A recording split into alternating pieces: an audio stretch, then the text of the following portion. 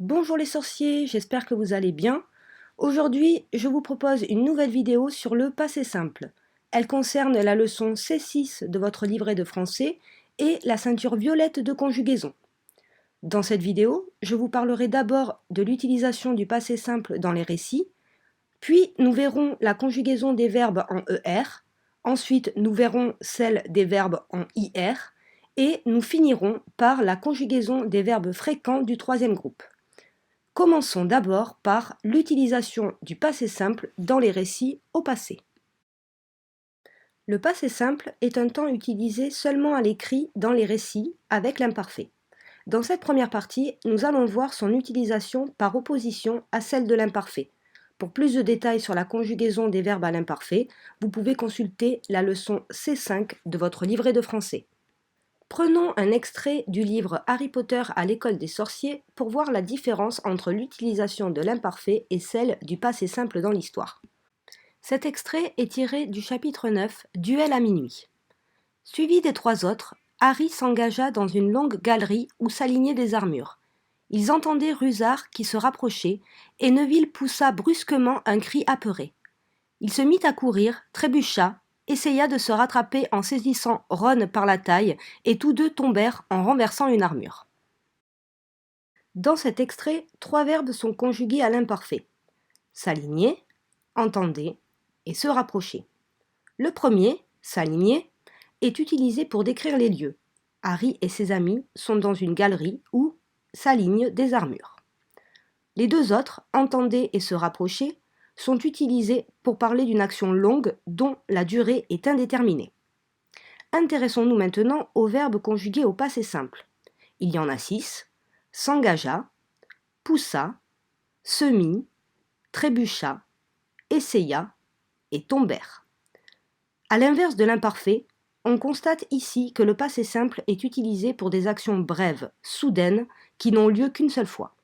Certains mots du texte peuvent appuyer cette soudaineté, comme ici l'adverbe brusquement. Prenons maintenant un second extrait du livre. Celui-ci est tiré du chapitre 8 intitulé Le maître des potions. Parfois, Edwige venait le voir pour lui mordiller l'oreille et grignoter un morceau de toast. Ce matin-là, elle vint virevolter entre la confiture et le sucrier et déposa une lettre dans l'assiette de Harry. Dans cet extrait, le verbe venait conjugué à l'imparfait indique une action répétée ou habituelle. Edwige a l'habitude de venir voir Harry pendant le petit déjeuner. Les verbes vint et déposa, conjugués au passé simple, évoquent quant à eux une action inhabituelle. Là encore, cela est accentué par le complément ce matin-là, qui annonce un événement unique, qui change de l'habitude. En conclusion, nous pouvons donc dire que dans les récits au passé, l'imparfait est utilisé dans les descriptions, pour les actions longues et indéterminées dans le temps, et pour les actions répétées ou habituelles. A l'inverse, le passé simple est employé pour les actions brèves, uniques et soudaines. Ce sont les actions qui font progresser l'histoire. Maintenant, nous allons voir comment conjuguer des verbes qui se terminent en ER au passé simple. Au passé simple, les verbes en ER se conjuguent à partir du radical et des terminaisons AI, AS, A accent circonflexe MES, A accent circonflexe TES et E accent grave RENT. Prenons l'exemple du verbe tomber. Il se conjugue avec le radical tombe, TOMB, et les terminaisons associées aux personnes. Cela donne je tombais, tu tombas, il, elle, on tomba, nous tombâmes, vous tombâtes, et ils, elles tombèrent, au pluriel. Il existe des cas particuliers. Comme dans d'autres temps de conjugaison, les verbes en G et en C ont une particularité lorsqu'on les conjugue. En effet, les verbes en G prennent un E lorsque la terminaison du verbe commence par une voyelle forte, comme A ou O. Les verbes en C, quant à eux, prennent une cédille devant une voyelle forte. Prenons l'exemple des verbes plonger et lancer. On constate que plonger prend un E devant les terminaisons qui commencent par un A, pour conserver le son je. Seule la troisième personne du pluriel ne prend pas de E puisque sa terminaison ne commence pas par une voyelle forte. On peut voir la même chose avec la cédille qui est utilisée pour conserver le son se dans le verbe lancer. Là encore, on voit que la troisième personne du pluriel ne prend pas de cédille puisque sa terminaison commence par un E. Maintenant, nous allons voir la conjugaison des verbes en IR. Les verbes en IR se conjuguent avec le radical et les terminaisons IS, IS, IT, I accent circonflexe MES, I accent circonflexe TES et IRENT. Prenons l'exemple du verbe grandir. Il se conjugue avec le radical grande, G-R-A-N-D, et les terminaisons. Cela donne je grandis, tu grandis, ils, elles, on grandi, nous grandîmes, vous grandîtes, et ils, elles au pluriel, grandir. On constate ici que pour les verbes du deuxième groupe, les personnes du singulier, je, tu, il, elle et on, se conjuguent de la même façon au présent de l'indicatif et au passé simple. Par exemple, je finis, tu finis, et il, elle, on finit. C'est donc avec le contexte qu'on va pouvoir déterminer le temps qui est utilisé dans la phrase. Maintenant, nous allons voir comment conjuguer des verbes irréguliers fréquents au passé simple. Au passé simple, la plupart des verbes du troisième groupe se conjuguent sur le modèle des verbes en IR, avec les terminaisons IS, IS, IT, I accent circonflexe MES, I accent circonflexe TES et IRENT.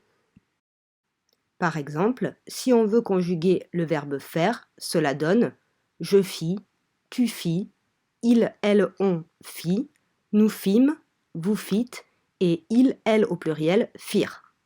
Avec le verbe prendre, cela donne je pris, tu pris, il, elle, on prit, nous prîmes, vous prîtes et il, elle au pluriel prirent. Certains verbes se conjuguent avec les terminaisons US, US, UT, U accent circonflexe MES, U accent circonflexe TES et URENT. Les verbes en war comme vouloir et devoir se conjuguent sur ce modèle. Cela donne je voulus, tu voulus, ils, elles, ont voulu, nous voulûmes, vous voulûtes et ils, elles au pluriel voulurent. Et pour le verbe devoir, je dus, tu dus, il, elle dut, nous dûmes, vous dûtes et il, elle au pluriel durent. Les verbes être et avoir se conjuguent également avec ces terminaisons en U, mais ils ont un radical particulier.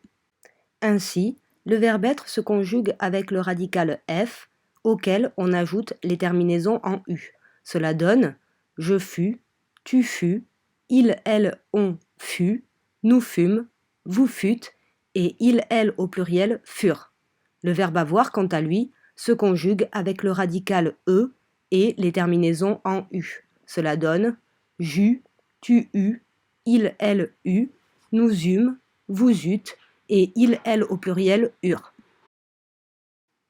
Certains verbes comme venir et tenir, ainsi que leurs dérivés, parvenir, revenir, détenir, se conjuguent avec les terminaisons INS, INS, INT, I accent circonflexe N MES, I accent circonflexe N TES et INRENT. Ainsi, avec le verbe venir, cela donne je vins, tu vins, ils, elles, on vint, nous vîmes, vous vîntes et ils, elles au pluriel vinrent. Avec le verbe tenir, je tins, tu tins, ils, elles tint, nous tîmes, vous tîntes et ils, elles tinrent. Voilà, c'est la fin de la vidéo. J'espère que celle-ci vous a aidé. N'hésitez pas à me dire les notions que vous aimeriez que j'explique dans une prochaine vidéo. En attendant, je vous dis à bientôt les sorciers et surtout, prenez soin de vous.